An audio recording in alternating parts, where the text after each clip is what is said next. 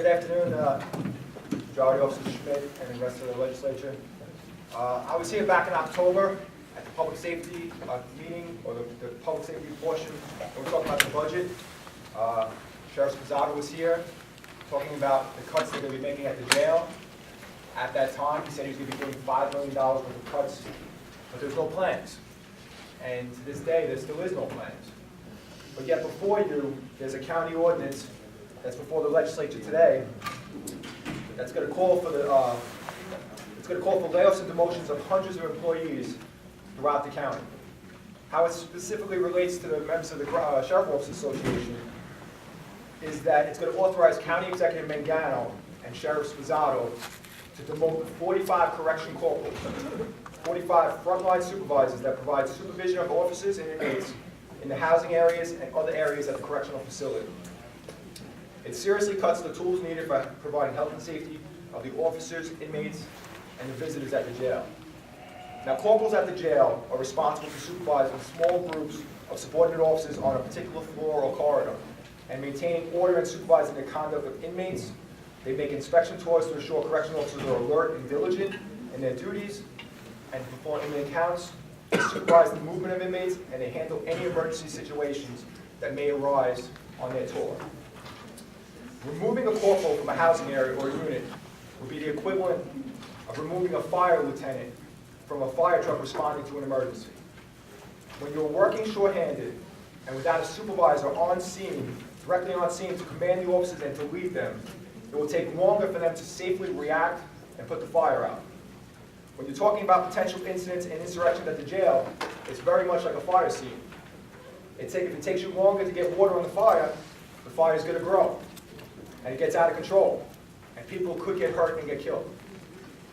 It takes you longer to respond and react to an incident in a housing area. A small incident, such as 2 inmates fighting, is going to grow. And it's going to grow into an all-out riot in a matter of seconds. It has the potential to lead into an all-out riot in a matter of seconds. And people can get seriously hurt or possibly killed if it is not quelled immediately with the proper responsive officers and proper supervision from supervisors. Demoting the 45 corporals and removing them from the housing areas would violate the department's own SOPs, their rules and regulations, civil service specs for certain job titles. It changes the way staff would be able to respond to emergencies, reduce post coverage, which have serious implications on the safety of officers and inmates at the jail. When these corporals are demoted, it will lead to numerous lawsuits from the inmates for failure to supervise and to protect them, as well as lawsuits from the union for working out of title. Any money that is claimed as savings in 2012 will be given back through courts many times over. It's another example of the county being penny-wise and dollar-foolish. But demoting these corporals will also affect the county's ability to get revenue from housing other inmates at our correctional center. The State Commission of Correction would have the ability to deny Nassau County and revoke their permission to have what they call 504 transfers, which is Correction Law Section 504 transfers from other jurisdictions. That section of the law allows other municipalities to house their inmates in Nassau County. That has to be approved by the State Commission. Now, Acting Sheriff Spazzato at the time in March wrote a letter to the State Commission of Correction when he was trying to get permission from them to house the inmates from Suffolk County in our correctional center. And in that letter dated March 15th, which we have on a FOIL request right here, he writes that, and this is a quote, "It should be noted that this department has multi-levels of supervision in the jail, which no doubt is critical to safe and secure facility operations, administration, and management. We have 160 supervisors in the ranks of corporal, sergeant, lieutenant, and captain." That's a quote from Acting Sheriff Spazzato at the time.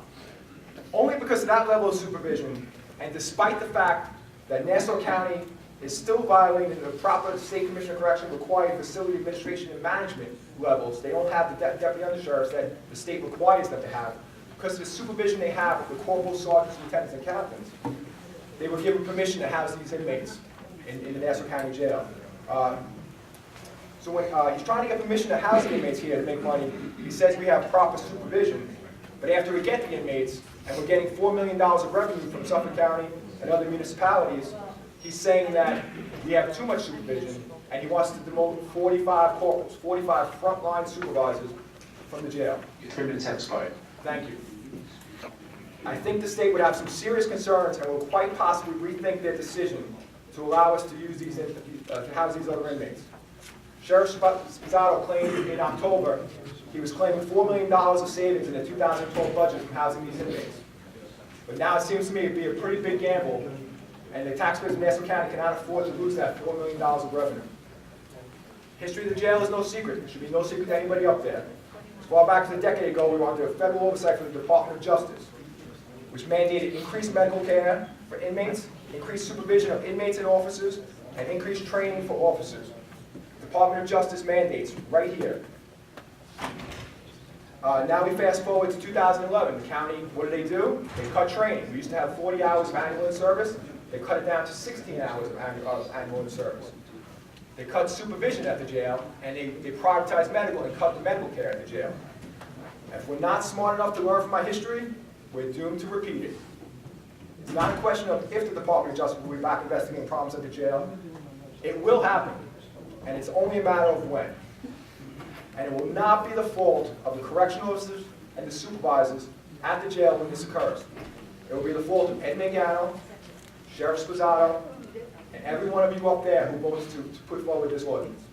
Thank you.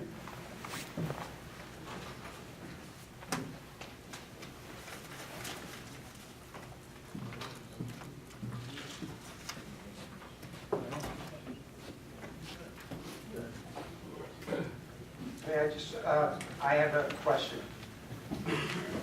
First of all, thank you for coming. But bottom line, in terms of public safety of the people working in the jail, particularly the correctional officers, the members of your community, as well as anyone else affected by public safety at the jail, how would this vote, how would implementation of this law, if you will, of this item, harm hurt public safety at the jail? Well, what's interesting is you're voting on an ordinance today that none of you up there have any idea how it's going to be implemented. Because I have no idea how it's going to be implemented. We went to sit down with Sheriff Spazzato. Sheriff Spazzato has no idea how this is going to be implemented. He has not told anyone how he's going to reduce 45 frontline supervisors from inside the jail and remove their manpower from the floors. Just yesterday alone, we had an incident at the jail when several officers got injured with an inmate. The inmate was taken to medical, the officers went to the hospital. Sheriff Spazzato at 11 o'clock locked down the whole jail. After the incident happened at 8 o'clock in the morning, there was no more safety issues. But he locked it down, not for the safety issues at the jail, for budget reasons. And all the inmates stayed locked in.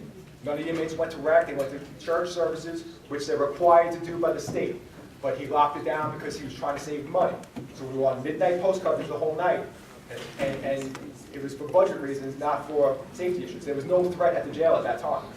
But you know, they're managing this jail not following the guidelines they're supposed to. They're managing just for monetary reasons. And it's creating health and safety issues at the jail. So just to be clear, what you're cautioning against is something akin to what we went through at the budget, where you're passing a budget that closes 2 precincts, but we don't know which ones and how. Absolutely. We would be passing something that has to be implemented, and we won't know how. So when we're voting, we can't even judge or consider what the adverse effect on public safety would be. Absolutely, you are correct. Thank you. Okay, thank you. Pat Boyle?